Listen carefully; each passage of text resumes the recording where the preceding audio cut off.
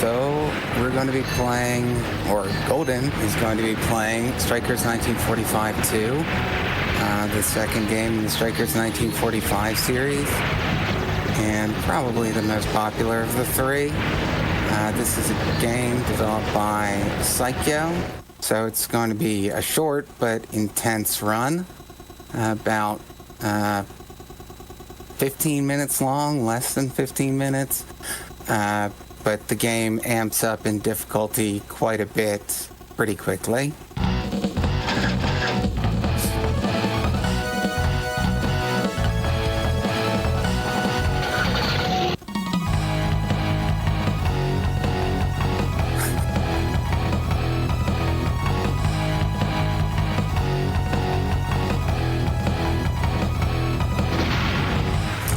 Yeah, so the 1945 or World War II theme is something that was really popular in the shoot-'em-up genre, primarily because of the overseas audience, where in U.S. arcades, at least, World War II games were always the best sellers, or whatever you would say. So that's why it became such a trope in the genre, and obviously Psycho went back to that, well, a few times for the Strikers series.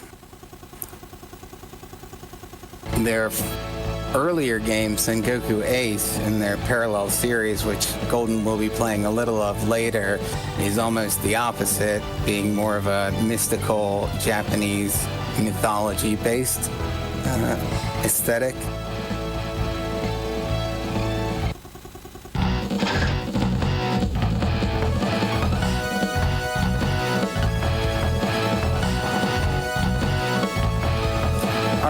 So, the way that these games work is that the first 4 stages are in a random order.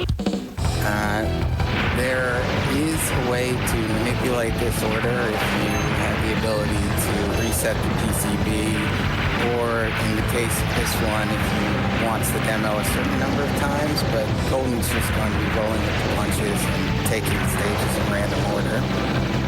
So, what makes it so exciting difficulty-wise is that although the stages are shuffled, the dynamic rank system makes sure that each one is harder than the last. So there are really something like 4 variations of stage 1, 4 variations of stage 2, etc. And you'll see the easiest first, the hardest last. Golden is playing. Go on.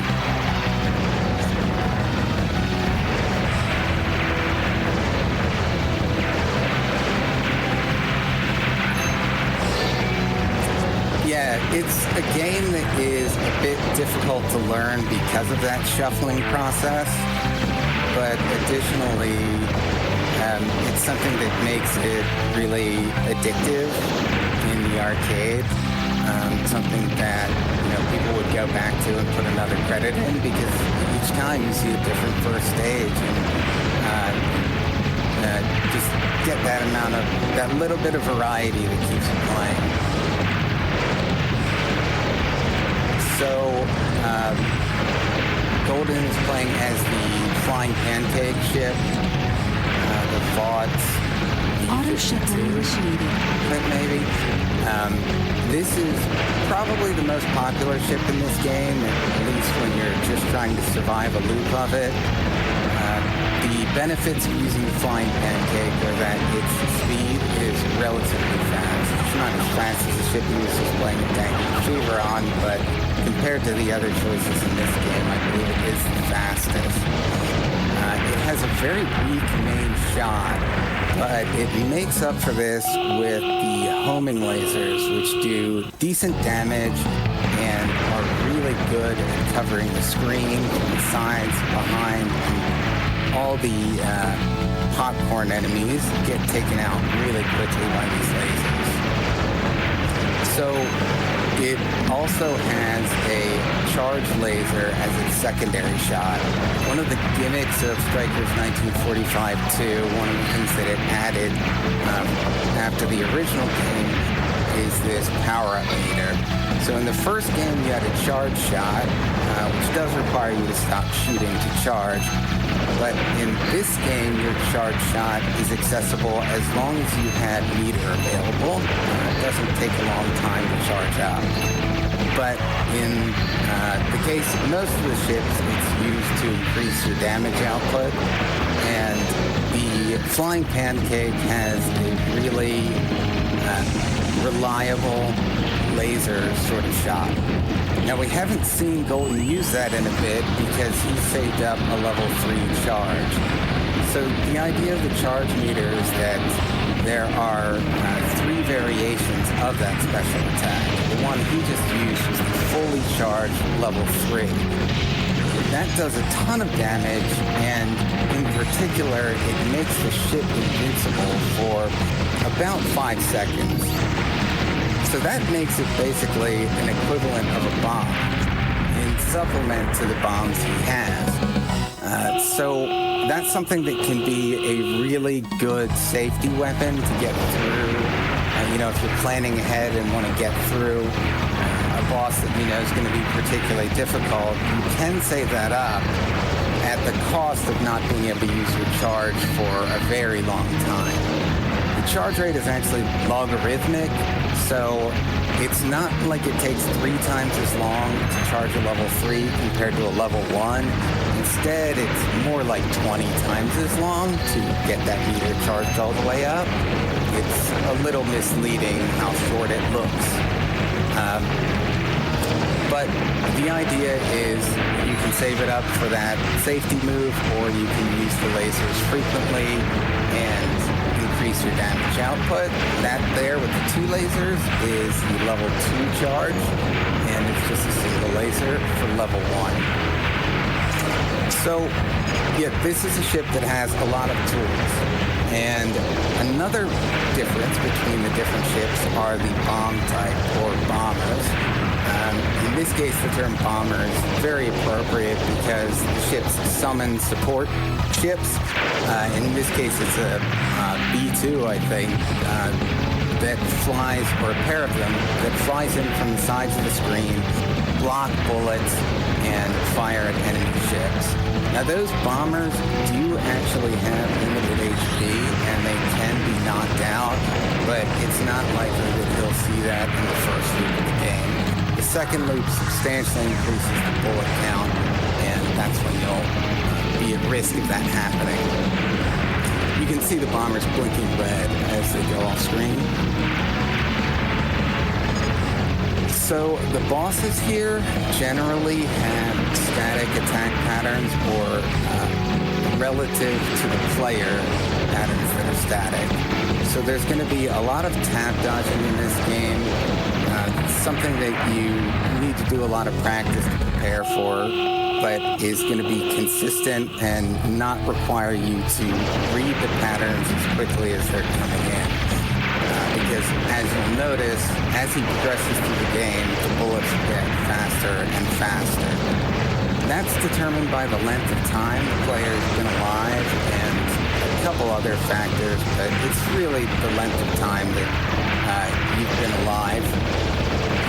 So this is one of those games that gets harder the better you are at it, and that's actually another downside to trying to practice this, or hurdle to overcome, is that if you credit feed your way through this game, you're actually going to be seeing a much easier version of it than you would really be playing if you were on a single credit. That's because the rank is really where a large amount of the difficulty is coming from. It's making you react quickly and not allowing you time to get your bomb out, get your laser out, or read any patterns, basically. Yeah, it forces you to memorize more. So that's the reason why people call Psycho games memorizers, or they're one of the many developers that get tagged with that label, is that attacks come in so quickly and yet are consistent relative to the player position, such that you don't need to read them. You can, in theory, try to dodge on the fly, but the game really is going to push the limits of what a person can feasibly do. And so the way that we overcome that as players is to know what's coming in advance and to know the dodges that will work. So this game has very few random elements to it or chaotic systems.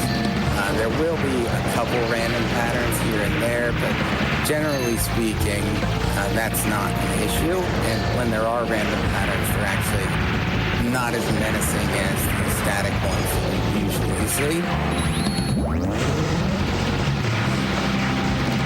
The game also can punish you a little bit for aggression in that there is some caravan-style spawning where if you kill the enemies of a particular type on screen, another pair of them will spawn, and that's something, another element that is shared with Dangun Feveron. And you may notice that, in a way, Dangun Feveron, especially among cave games, almost looks more like a Psycho game. The speed of bullets and the need for preparation. And part of the reason for that is that these games were released at about the same time in 96 or 97. And this is when there was sort of this manic style of shooter coming about when developers were pushing the games as far as possible to test the limits of human skill, because shoot-em-ups had become unpopular by then, and they were really only appealing to the hardcore players. And the normal ones, or the games of the old difficulty level, were really too easy for these players, and it would be a free clear on a single credit. Don't make any money off of a machine like that. So the manic shooters came about as a way of testing how difficult can we make these games and yet have people still want to feed credits into them. So Psycho games are a great example of that, but Dangun Feveron is another one, and a lot of other mid-90s shooters. So here, again, he's going to macro these patterns as much as possible because you can see that there's plenty of space on either side of the attack. Even if you wanted to do a micro dodge, it's not as efficient as just going all the way around.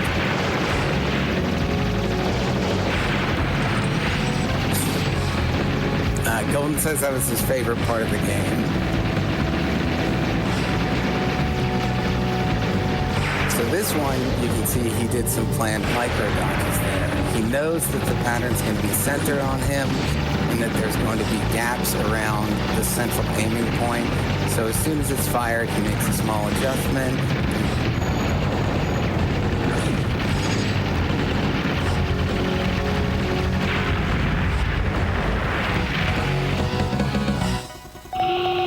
Nothing about that is.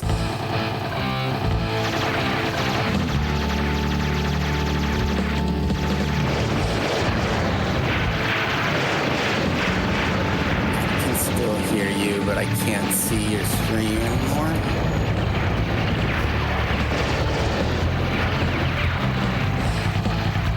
Alright, I'll watch on Twitch. So he's into stage 7 now. This is the penultimate stage of the game. He's on great pace with 3 lives remaining and bombs to spare. And he's making good use of his level 3 laser to clear the way and save him a bomb here and there, something that'll be really handy at the very end of the game. Now, this green mech boss he's fighting is actually one of 2 bosses that might be fought in that position. There's a white mech as well. It's, once again, just like the early stage order, totally random, which of those you'll see. And I'm not sure what Golden thinks, but I've heard that the white one is the easier variant, so he handled the harder one just fine.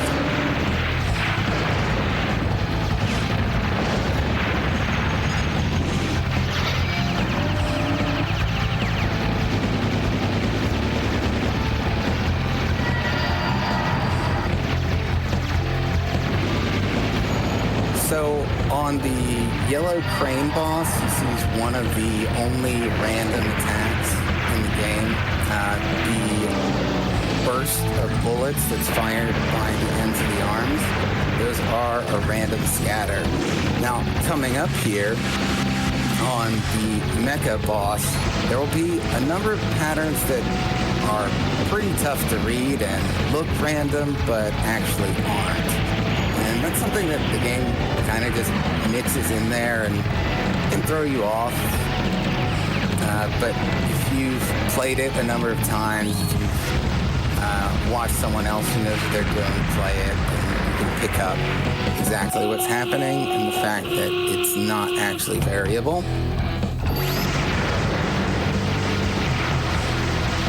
So he's doing excellent coming into stage 8. Stage 8 is the final stage of the game, and it is not particularly long. It's mostly the final boss fight.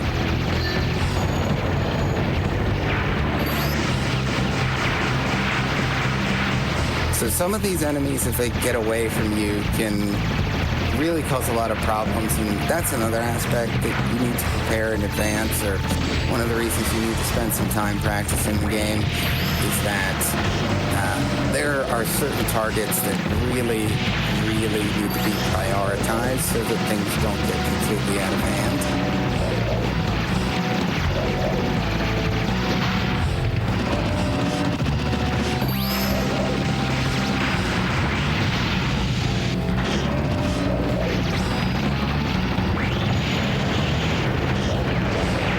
So he got caught by a quick wave there after having pushed over too far to the edge of the screen, and unfortunately, I think he was uncoordinated by that or discombobulated and ended up losing another life, which means that he's going to be coming into the final boss with no lives and no bombs to spare. Now, of Psycho final bosses, this one is feasible without using any bombs. As you can imagine, with any shoot-'em-up final boss, that is not to say in the least that it's easy, or that you want to come in with no bombs, and he's got a long ways to go before his level 3 charge. As tempting as that might look on that bar down there, it's probably not coming anytime soon. So he's just going to have to rely on skill there.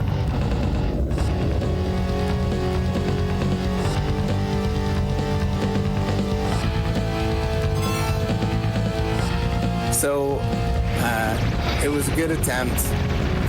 If he had had one more life coming into that, really if he had had one more bomb, it would have been over, I think. So he'll show us the end of the game anyway.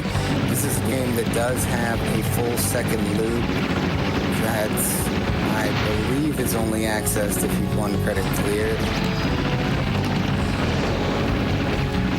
Oh, you can credit these the second loop.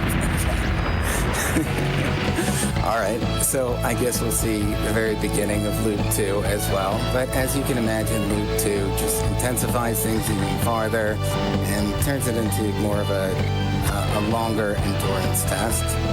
So it was a great run nonetheless. You could see how well Golden did until the final stage. And made the best of his resources to get as far as possible.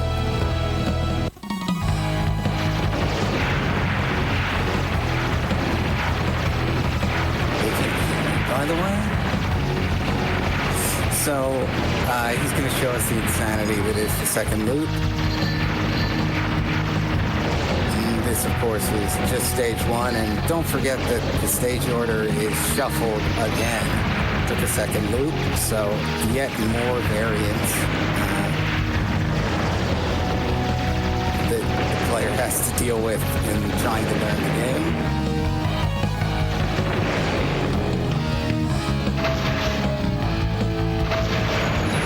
Now, of course, for scoring these games, the second loop is very important, and that's why in a first loop playthrough, someone might not bother at all to try to score. The first extend is, or the first and only extend is fairly simple to get just by surviving. So anyway, that was Striker's 1945-2. It's a good run. And up next, we've got a very similar but very different game, Gunbird 2. Yeah. So, I just realized I had my mic off, but Ghouls could hear me the whole time, so.